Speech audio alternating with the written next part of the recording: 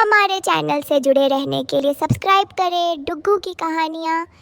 एक गांव में मिट्टी के बर्तन बनाने वाला एक व्यापारी लक्ष्मैया था। वही उसके परिवार का व्यापार था। मिट्टी से खाने के बर्तन, भगवान के लिए दिया, मटके, पानी पीने वाले बर्तन, पशुओं के लिए बर्तन, अलग प्रकार के भगवान के मूर्ति, खिलौने बनाते हुए वो जी रहा था।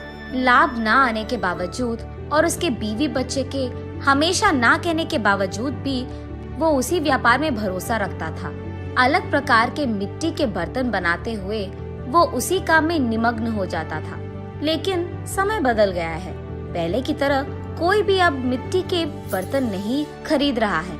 इसी कारण कई साल से लक्ष्मैया को 1 रुपए का लाभ भी नहीं है। उल्टा पूरा नुकसान हो रहा है। इसी कारण वो यही हमेशा सोचता था कि काम में कुछ नया करना होगा और उसी सोच में पड़ जाता था। उसको कोई और काम ढूंढने के लिए और 4 रुपए की कमाई घर लाने के लिए कह कहकर थक गई है उसकी पत्नी अन्नपूर्णा।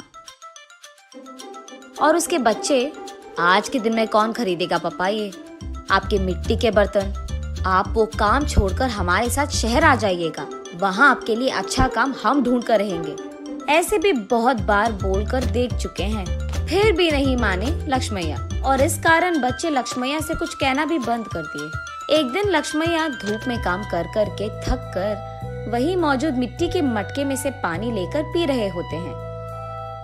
हाँ, इस गर्मी के मौसम में ठंडे पानी के लिए मिट्टी के मटके रखते थे। अब न जाने क्या हो गया लोगों को।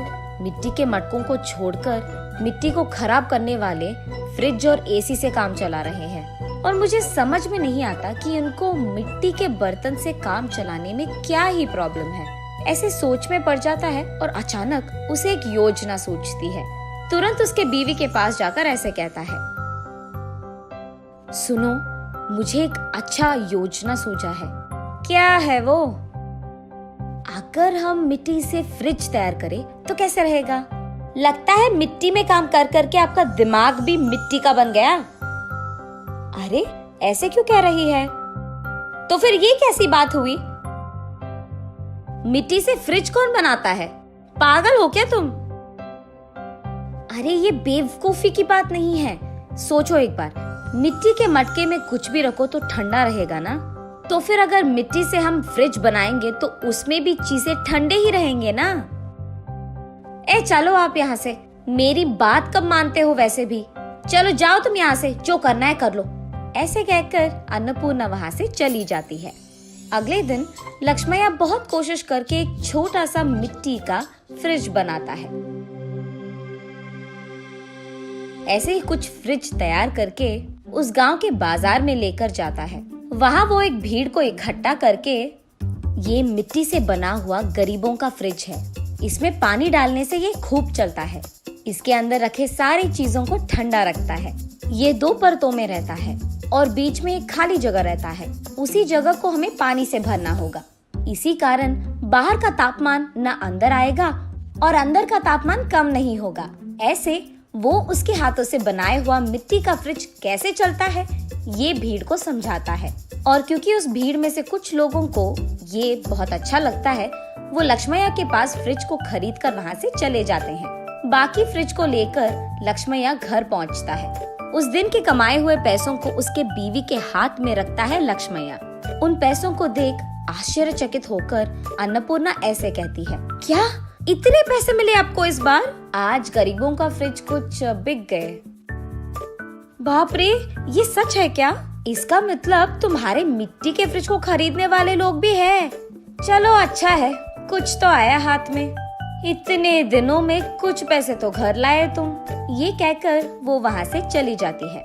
ऐसे लक्ष्मैया उसके बाद कुछ और मिट्टी के फ्रिज को बनाकर बाजार लेकर जाता है।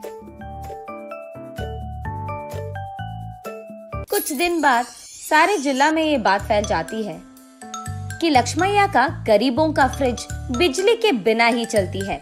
इस कारण लोग सारे लक्ष्मैया के घर सीधा पहुंचकर गरीबों के मिट्टी का फ्रिज खरीदकर वहां से चले जाते थे। इसी कारण एक ही झटके में लक्ष्मैया का व्यापार बहुत बढ़ जाता है।